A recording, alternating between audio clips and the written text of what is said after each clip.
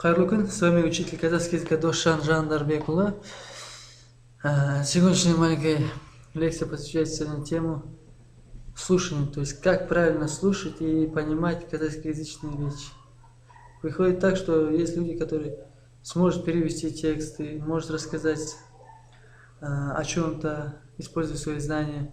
Но когда слушают казахскоязычную речь, то есть когда люди разговаривают, то он не понимает их. Приведу один пример. Когда я был в Алмате, я встретился, познакомился с Уильямом, англичанином Уильям. Уильям очень грамотно разговаривал и знал казахский язык. Вместе мы обедали. После обеда мы с языковедом собрались в одну аудиторию и позвали как гостя Уильяма. Там обсуждали очень актуальную тему, работали час. После попросили Уильяма высказать свое мнение.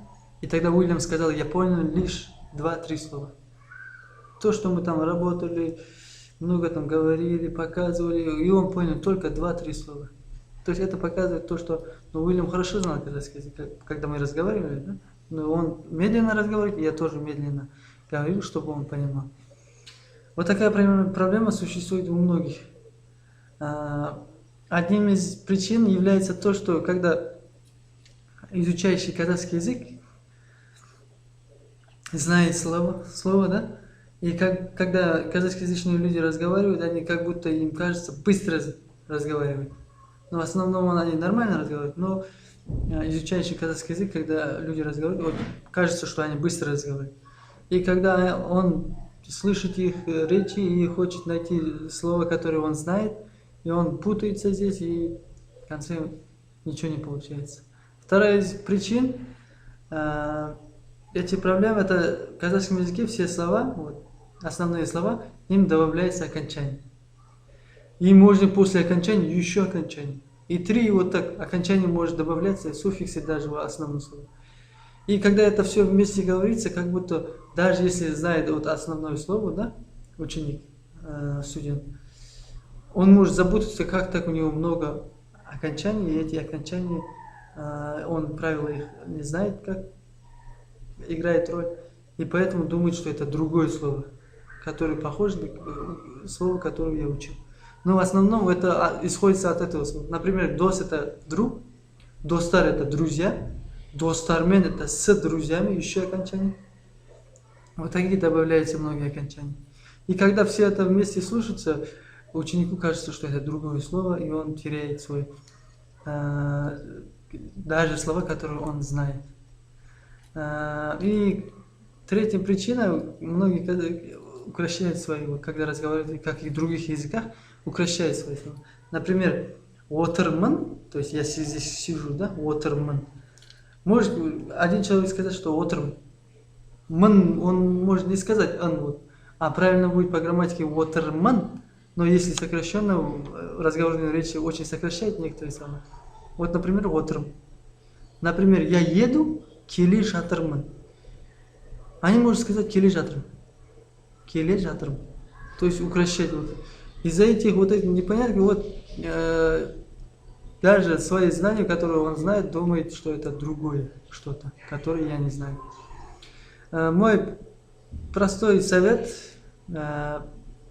чтобы решить эту проблему, вам первое, просто надо слушать. Как, если они разговаривают казахскоязычные люди, если вы хотите, просто слушайте. И сначала первым делом не стоит их переводить. И не надо искать свои знания, свои слова, которые вы знаете, их речи и так далее. Вы просто наблюдаете и слушаете. Вам надо в первую очередь поймать гармонию казахского языка. Как они гармонно говорят. После того, как вы просто слушаете, даже если вы не понимаете, просто слушайте. Если вы будете внедрять сюда и искать слова, которые вы знаете, и хотите перевести его каждое слово, или текст, диалог, который они разговаривают, то вам это психологически и морально это очень тяжело, и вам надо есть это. Чтобы этого обойти, мы просто слушаем то, что они говорят. И со временем, как ваше ухо уже настроится на их волну, и после ваших знаний уже будет по картинкам издавать. То есть вы знаете одно слово, и Вот большой разговор был, и один из них, один слово вы знаете. Вот совпадает. Ваш слух и ваш мозг уже дает картинку, один картинку. Опять идет то же самое, уже два картинки, уже 3 слова, 4 слова. Вот так понемножку здесь дело времени. Еще смотрите, как они разговаривают. Еще слушая, вы можете изучить новые слова, новые словосочетания, потому что они же показывают рукой, действием. И это тоже как бы знание, это тоже как бы отдельный урок через слушание. Так что я просто вам советую просто слушать, а потом уже со временем ваши знания будут совпадать с слушанием, и у вас появится хорошая картинка. Если человек хочет побеседовать с вами, да, казахский язык, скажите ему «баяу сюлеңіз». То есть говорите «баяу сюлеңіз». «Баяу» это медленный, «сюлеңіз» это говорите. Говорите медленно.